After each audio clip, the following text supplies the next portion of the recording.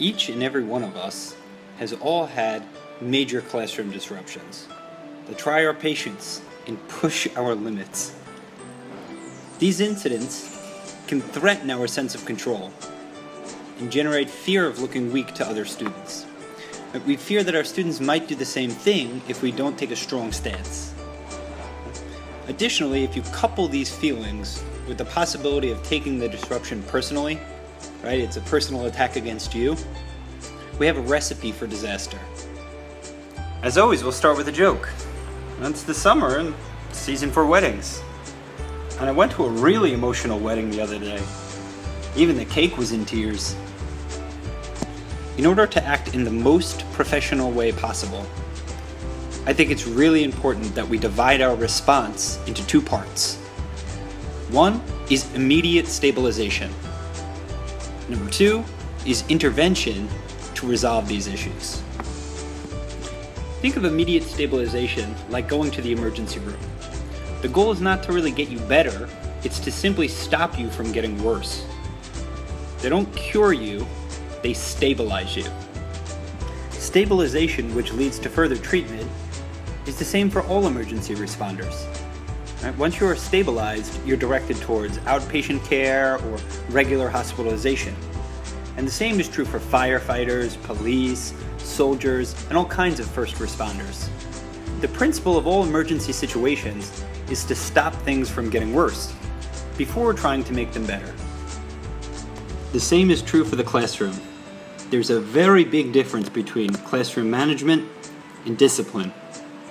And it is far better to stabilize things before jumping immediately into an intervention. Lower everyone's temperature first. You don't need to be the Buddha reincarnate, but to be stable, both the teacher and student need to be relatively anger-free, calm, and willing to listen to each other. Calming down requires time for both the student and teacher. This time allows us to depersonalize the incident. Think of all of the emails, text messages, phone calls that you have made and then later on regretted, that we wish we had never sent. Right? Having a waiting period can save all of us a lot of pain. And common sense tells us to intervene as fast as possible, that waiting is a bad thing and it will only make it worse. And I agree that waiting is not usually a good idea. But I disagree that an immediate intervention always works best. The two-step process is very important to remember. Stabilize, then intervene.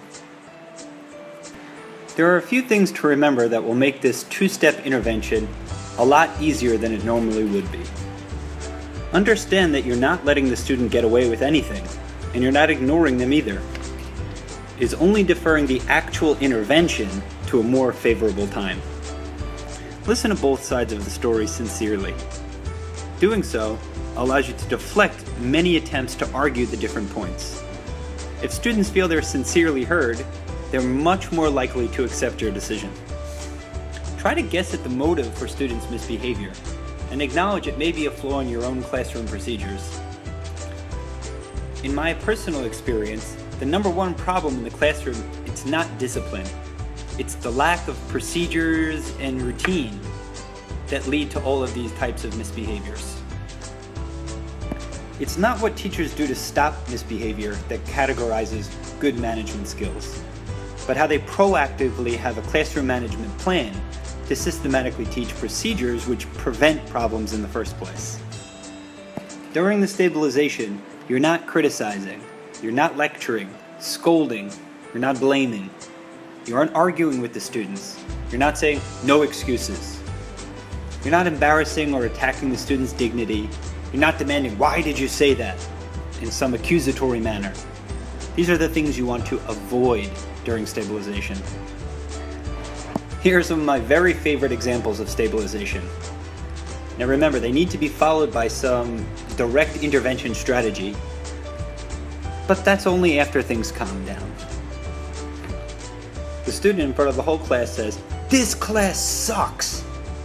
The teacher might say, "I'm sure you have reasons for thinking that, but this is not the time to talk about it. I promise to listen to you after class. A student calls another student a name, and that student whacks him. Now the teacher has to say to the hitter, "You have every right to defend yourself from insults, but hitting isn't an acceptable method. We need to have a conversation about better ways to solve this problem." My personal favorite, the student says, "I hate this class." The teacher might say, "And yet you still come. That takes a lot of courage.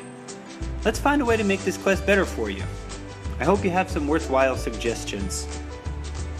This is something a young student might say. "I'm not going to, and you can't make me. You're not the boss of me." The teacher might say, "Oh, that's a great refusal. If anyone ever offers you drugs, that is exactly what you say.